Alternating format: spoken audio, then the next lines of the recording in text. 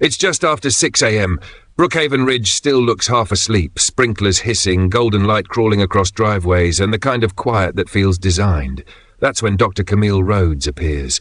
Running shoes tapping the asphalt in rhythm. No makeup, no flash, just peace. She runs like someone who's learned to control her breathing and her anger. But that peace, it's fragile. Because a few blocks behind her, a white patrol cruiser slows down. Officer Mark Ellison sips from his coffee cup and squints. A black woman, in this neighborhood, alone. He tilts his head, tells himself it's about safety. But even he knows it's not. He pulls over, steps out, adjusts his belt. "Ma'am," he says, voice already carrying the tone of assumption. "Can I see some ID?" Camille pulls one earbud out. "Why?" He shifts. "You fit the description of someone we're looking for." She smirks. "Description of what exactly? Being black and jogging?" A pause. A long one. Somewhere down the street, a dog barks. Even it sounds uncomfortable. Ellison clears his throat. "I'm just doing my job." "No," she says softly. "You're doing what you think your job is." The air tightens. He glances around. No witnesses yet. Just him, her, and his authority. The kind of power that doesn't like to be questioned. "I need to see some ID," he says again. Firmer this time. Camille stops her watch, looks him dead in the eyes. "You're stopping a woman jogging at 6 in the morning. No crime, no report, no reason. You sure that's the job you signed up for?" He takes a step closer. Her heartbeat stays steady, trained, composed, unbothered. "Don't make this difficult," he says. She laughs under her breath. "Oh, trust me, officer. Difficult has a different definition where I'm from." For a moment, neither moves. Then he decides to prove something, not because he has to, but because he can. He grabs her wrist. She jerks slightly, reflex, not resistance. "Put your hands behind your back," he snaps. "For what?" "Failure to comply." "You mean failure to be afraid?" she replies. He cuffs her wrists too tight. Her phone falls, music still playing faintly, Nina Simone's Cinnamon. Right there, something shifts. A jogger across the street slows down, phone half raised. Another neighbor steps outside, squinting. A camera lens catches the tension, and suddenly, his control doesn't feel so certain anymore. Because when power starts performing for an audience, it always forgets the script. Ellison's radio crackles. He presses the mic too hard. "Dispatch, I've got a suspect refusing to cooperate." Camille says quietly, "Suspect. That's what I am now." He doesn't answer. "Funny," she adds. "All this because you saw someone who doesn't look like they belong." He turns her toward the cruiser. "Stop talking." "No," she says. "You stop listening to the lie that you're right." Her tone is calm, too calm. That's what unnerves him most. The jogger starts recording. Another person shouts from a porch, "She didn't do anything." Ellison tightens his grip. "Stay out of it," he yells. And in that moment something in Camille's face changes. Not fear, not anger, just recognition, that old bitter truth. This is how the story always begins for people who look like her. But this story? This one ain't ending the way he thinks. She looks up at him, wrists bound, sweat glistening on her forehead. "Tell me something, officer," she says quietly. "If I were a white woman in yoga pants, would we be having this conversation?" He doesn't answer because they both know the answer already. Silence. Just the hum of the cruiser and the sound of his heartbeat filling the space where reason used to be. Then a car slows nearby. A man leans out. "Everything okay here, officer?" Ellison turns, annoyed. "Move along, sir." The man doesn't move, just looks from Camille to the cuffs on her wrists. Sure doesn't look okay. Ellison's chest tightens. He radios again. "Need backup on Brookhaven Ridge." Camille exhales, steady and slow. "You really think more cops will fix what you just broke?" If you're still here, hit subscribe, because stories like this, the ones that make power uncomfortable, they don't tell themselves. The siren of a second cruiser echoes in the distance. But Camille doesn't flinch. She just stares at the morning light cutting across his badge. "You ever think about what you'd do if the camera wasn't rolling?" she asks. "Because that's the part the world never sees." He doesn't reply. He just tightens his jaw, and the cuffs. The jogger zooms in on her face, calm, unbroken, and for the first time Ellison realizes he's the only one sweating. Every man thinks he's in control, until the truth decides to show up. She looks at him again, eyes sharp like steel. "You have no idea who you're putting your hands on." He scoffs. "Yeah? And who's that supposed to be?" Camille tilts her head, expression unreadable. You'll find out soon enough. And just like that, the world goes quiet again. The sprinklers stop. The joggers pause. Even the street seems to hold its breath. Because what's about to pull up next? We'll rewrite everything this officer thought he knew about power. He thought he stopped a stranger, but what he really stopped was his own career. The cuffs click shut. Metal bites skin. For a second, the only sound is the hum of the cruiser engine, steady, cold, mechanical. Camille stares down at her wrists, then back up at Ellison. You done? She asks quietly. Ellison's jaw tightens. I'll decide when we're done. He presses her against the hood. Her reflection stares back at her from the car's paint, calm, unbothered, but burning inside. Search her, he says to himself, pulling a glove from his pocket. For what? Camille says, for proof you were wrong. He ignores her, voice sharp now. You have any weapons? She almost laughs, just the kind people can't see. Because when a man mistakes calm for weakness, he's already lost the fight. A neighbour steps out of his house, filming from a distance. The red light on the phone blinks like an accusation. Ellison turns. Sir, stop recording and go inside. The man doesn't move. You sure you want that on camera, officer? Ellison's voice rises. I said, go inside. The man keeps filming. Camille tilts her head. You feel that? She says softly. He frowns. Feel what? The shift. That's the sound of control leaving you. Her words land like a weight he can't shake off. Ellison pulls her upright, still gripping her arms. You think this is about race? He snaps. Camille meets his eyes. Everything's about something, officer. You just haven't looked close enough to see it yet.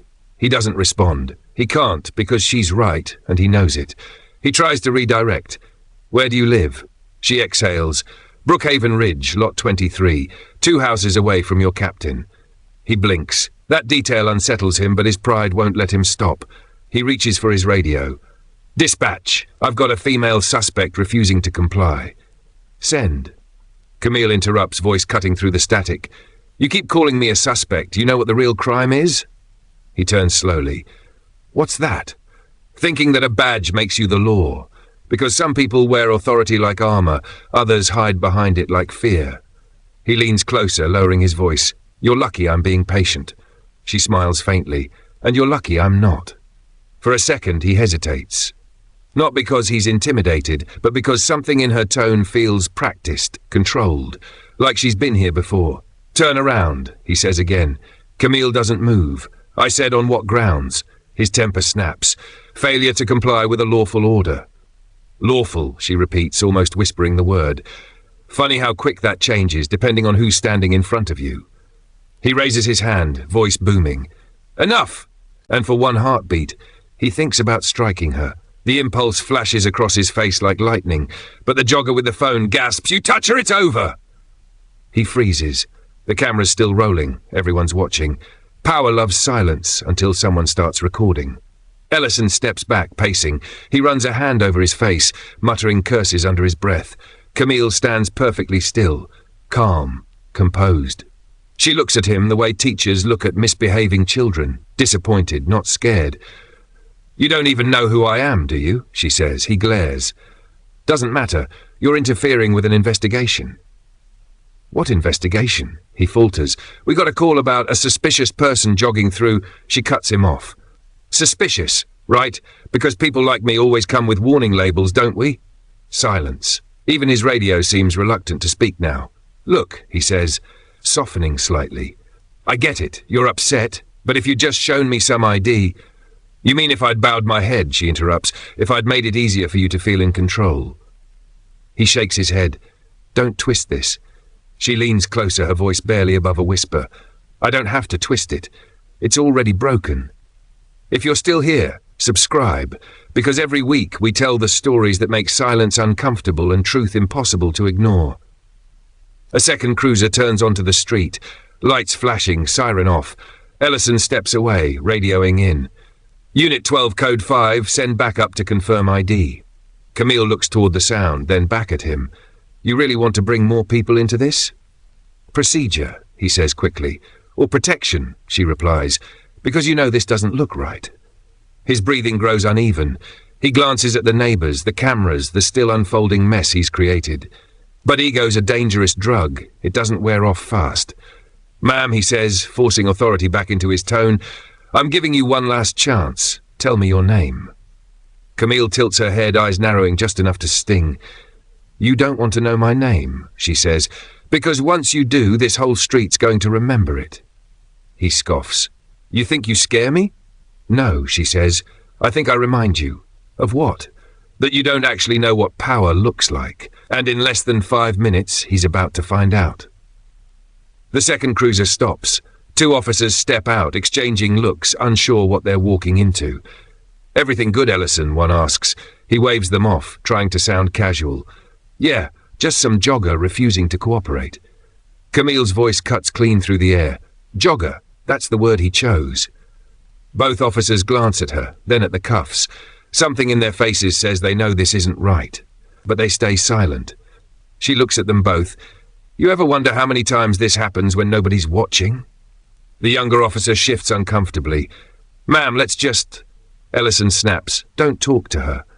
Camille laughs once, cold, short, hollow. "Can't let anyone else hear me, huh? Not until you've rewritten the story first." But some stories don't wait to be rewritten. They expose themselves. The SUV is still minutes away, but in this moment you can feel the air change, like the universe itself has started paying attention. Camille looks past him toward the horizon. Her tone drops to something lower, heavier. "Every badge has a cost," she says, "and I hope, for your sake, you're ready to pay it." Ellison stares at her, confused, irritated, but suddenly unsure. Something about her words carries authority, not defiance, not threat, authority. And as the faint rumble of an approaching engine grows louder in the distance, she smiles just slightly. "Your backup's here," she says, "but so is your lesson." The shot lingers on Ellison's face, sweat, nerves, a flicker of doubt behind his bravado. The neighbours are watching now, some behind curtains, others with phones in hand. The hum of the cruiser fills the silence between Officer Ellison's breathing and Camille's steady stillness. He's still gripping the radio, voice shaking slightly. She's resisting. But anyone watching knows she isn't. She hasn't moved an inch. Her eyes, calm, direct, unwavering, tell a story Ellison doesn't want to read. And then the low growl of an engine. A black SUV turns the corner. Slow, deliberate, watching. Because sometimes help doesn't come with sirens. It comes with silence that makes you nervous. The SUV rolls to a stop right behind the cruiser. Tinted windows, government plates. Ellison shifts. His pulse quickens. He's not sure why, but something feels off. A man steps out, tall, tough, mid-40s, pressed suit, steady eyes.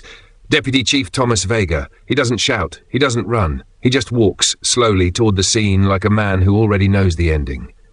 "Ellison," Vega says quietly, "what the hell are you doing?" The question lands heavier than any accusation. Ellison straightens up, defensive now. "Sir," she refused to identify herself. Vega glances at Camille, then at the cuffs digging into her wrists. Her face remains calm, but there's something in her eyes.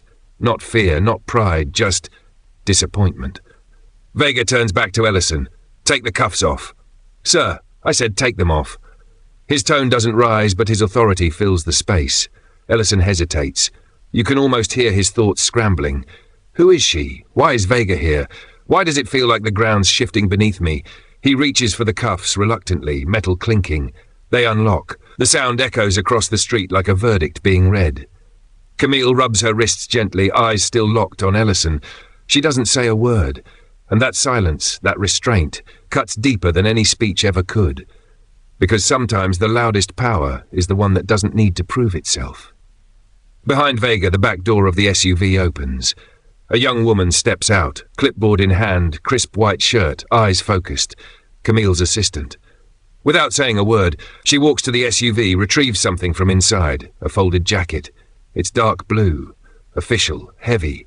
She drapes it over Camille's shoulders like a quiet coronation. And that's when the world around them seems to stop. Because on the chest, gleaming under the morning sun, sits a silver badge. For a moment, nobody breathes. Ellison's face drains of colour. His jaw tightens, eyes darting between Vega and Camille, like maybe this is some kind of test, some cruel trick. But it's real, every inch of it. He just handcuffed the chief of police, and she's standing right in front of him, still calm, still composed, while he's unravelling. He thought he was enforcing the law. It turns out that he was crossing the line between arrogance and ruin. Vega steps closer, his voice measured. "Officer Ellison," he says, "you detained the chief of police without cause, without respect, and without control." Ellison swallows. "Sir, I didn't." Vega cuts him off. "You did." A pause. "And it's all on camera." The neighbours shift. You can hear faint murmurs now, the kind that spread before the storm hits. Ellison's hand trembles slightly as he reaches for his radio again. But Vega stops him. "Don't. Not another word. Not another move." Camille finally speaks, her voice soft, deliberate. "Officer Ellison," she says, "how many times have you used that line, 'you fit a description'?" He doesn't answer. He can't. She steps closer. "And how many of those people looked like me?" Still nothing. "Take a good look," she continues. "Because the next time you reach for your cuffs, I want you to remember this moment and how it feels to be wrong in uniform." Her tone isn't angry. It's almost sad. Like she's speaking to a man who just realized the system he hides behind won't protect him this time. He thought his badge made him powerful. He's about to learn who really holds the weight of it. Camille looks toward Vega. "We're done here." She turns to leave, walking past the stunned crowd. Every step feels like a statement. Quiet, unshaken, necessary. Vega watches her go, then turns back to Ellison. "You should call your union rep," he says coldly. "You'll need them." Ellison's shoulders slump. His radio falls silent. The weight of everything hits him at once. Not just what he did, but who he did it to. Camille's SUV pulls away, disappearing down the street. The neighbours still watch. Phones still record. But what lingers isn't just the shock, it's the lesson. Because when power flips hands that fast, the silence that follows feels biblical. If this scene hit you, subscribe. Because every week we tell the stories people like to ignore, the ones that show how fast power turns into a mirror. As the SUV turns out of sight, the cruiser's reflection glimmers faintly in a puddle, distorted, fractured out of shape, a symbol of what just happened. Ellison stands alone beside the car that once made him feel invincible, now realizing it's just metal without integrity. Because sometimes justice doesn't arrive in a courtroom. It comes in a single second, when the truth walks right past you, wearing a badge with your name beneath hers. The camera lingers on Ellison's face, regret, confusion, disbelief, all twisted into one quiet collapse. He thought he was protecting the neighborhood, but sometimes the real danger isn't who you stop, it's what's inside the man wearing the badge. The story breaks before lunchtime. A shaky cell phone video, less than a minute long, floods social media. The title under it reads, "White officer detains black woman jogging. Turns out she's his boss." It spreads like fire through phones, inboxes, and news feeds. The internet doesn't sleep, and today it's wide awake. In the clip you can hear everything. The cuffs clicking, Camille's calm voice, and Vega's tone when he says, "Take them off." By the time Ellison arrives at the precinct, the clip has millions of views, and one question burns beneath every comment. What would have happened if she wasn't the chief? Because sometimes the real story isn't what happened, it's what could have. The conference room feels colder than usual. Ellison sits at the far end of the table, uniform neat but hands trembling just enough for it to show. He doesn't speak. He can't. The only sound in the room is the projector humming and the soft buzz of the video replaying on loop. Camille stands near the screen, not as the woman he cuffed, but as the chief of police. No anger, no raised tone, just presence. When she finally speaks, her words are simple, and each one lands like a hammer. "Every badge carries power," she says.